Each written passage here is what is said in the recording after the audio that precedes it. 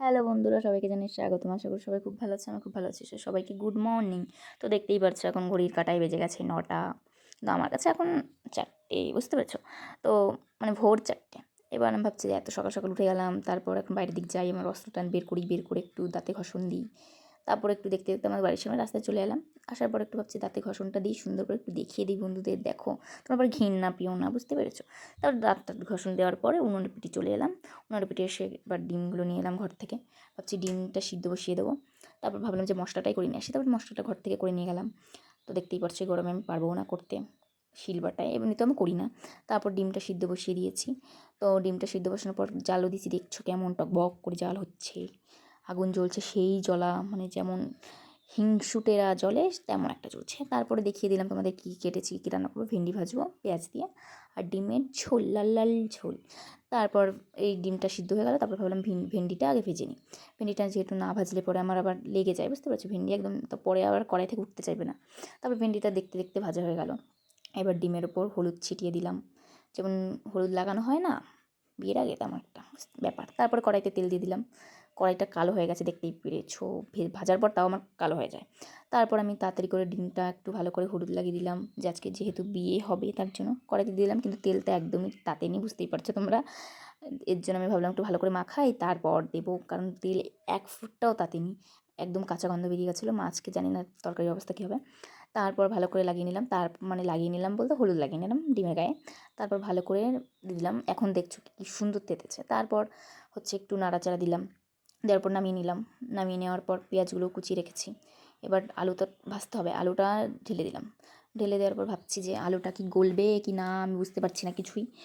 যে আমি বুঝতে পারতেছিলাম না কিছু, বুঝছো? আমি এখন এই ভাষা দেবো যে কিছুই বুঝতে পারতেছিলাম না, যে এটা গলবে কি না। যে নাড়া চাড়া দিচ্ছি, ভঙ্গি ভাঙ্গা করতেছি, একটু লবণ দিলাম, যে ভগবান একটু গলে যাইও, নাহলে পরে আমার মা আমার আজকে মিক্সারে দিয়ে খাওয়াবে, বুঝছো?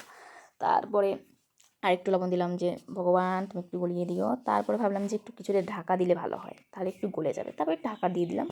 ঢাকা দেওয়ার পরে একটু জালও দিচ্ছিলাম। এবার ভাবছিলাম যদি পুড়ে যায় তখন তো আমার পিঠে একটাও মার পড়বে না, সব নিচেতে পড়বে। মানে সরি, উল্টো বলেছি। এবার তোমরা বুঝে নাও, কমেন্ট করো আমি কী উল্টোটা বলেছি। তারপর আমি জালটা দিলাম, ভাবছি এবার পুড়ে না যায়।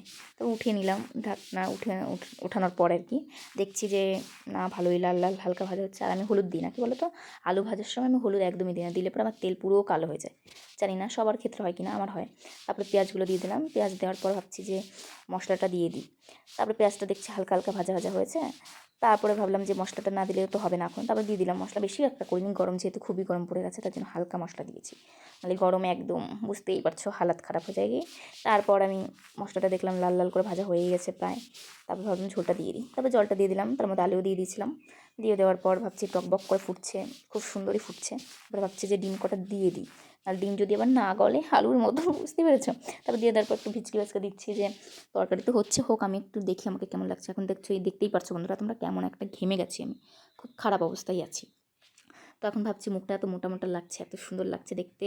এবার তরকারিটা দেখি কেমন হয়েছে দেখতে। এবার ঢাকনাটা খুলে দিলাম, নতুন বড় পান পাতাটা সরালাম, দেখছি যে বাহ, সুন্দর কালার এসছে। জানি না আলুগুলো গলেছে কিনা, দেখে তো মনে হচ্ছে না গলেছে। তারপর আবার ঢেকে দিলাম, যে যদি না গলে আবার। তারপর দেখতে দেখতে ভাতটাও প্রায় হয়ে গেছিলো, ঠিক আছে। এবার ভাবছি যে ভাতটাও প্রায় হয়ে গেছে, এটা তো উপর দিতে হবে। তারপর হয়ে গেছে আমার দেখতে দেখতে। তারপর দেখো গাইস, আমি তরকারি মরকারি সব কিছু হয়ে গেছে, ভাজাও কমপ্লিট। ভাজা টাজা কমপ্লিট, দেখছি ভালোই হয়েছে খেতে, দারুণ। মানে মাখাবো কি তার আগেই মানে জিভ দিয়ে জল পড়ছে। আর ডিমের তরকারিটা তোমরা জাস্ট একবার দেখো, কালারটা কি এসছে। এবার দেখছি ভেন্ডি ভাজাতে ভালোই লাগছে খেতে, দারুণ, মানে ভালোই হয়েছে। পেঁয়াজ ভাজা দিয়ে ভেন্ডি ভাজা দারুণ লাগে। তারপরে এখন দেখছো খাচ্ছি, সেই খাওয়া দিচ্ছে, মনে হচ্ছে একদিনেই সব এক হাঁড়ি ভাত আমি একাই হুসুর করে দেবো। তারপর ভাবছি যে ভেন্ডি ভাজা তো ভালোই লাগলো, একদম কমপ্লিট, থালা পরিষ্কার। এখন ভাবছি একটু ঝোলটা দিয়ে খেয়ে দেখি, আলু দিয়ে মেখে খেয়ে দেখি কেমন হয় আর কি। এখন জানি না এটার অবস্থা কী, এটার পরীক্ষা তো আমার মা দেবে, ঠিক আছে। তো তারপর আমি ভাবছি, আমি তো আগে আগে খেতে বসে গেছি আগেই আজকে। তো আমি মাখাচ্ছি, মাখাতে মাখাতে এখন ভাবছি যে ভগবান গালে দেওয়ার আগে বলে দিও যেন ভালো হয়, ঠিক আছে। তারপর দেখছি যে না ভালো, ভগবান বলছে না ভালো হয়েছে। তারপরে এখন গালে দিয়ে দিলাম, গালে দেওয়ার পর দেখছি যে না, ভালোই হয়েছে। মানে মোটামুটি ভালো হয়নি, খারাপ হয়নি, মানে খাওয়ার মতন, মানে যে কেউ খেতে পারবে। কিন্তু ঝালটাও ঠিকঠাকই, দারুণ হয়েছে। দেখতে পাচ্ছি চুমু দিয়ে দিয়েছি, মানে দারুণ হয়েছে, দারুণ। তো আজকের মতো এইটুকুনি ভিডিও।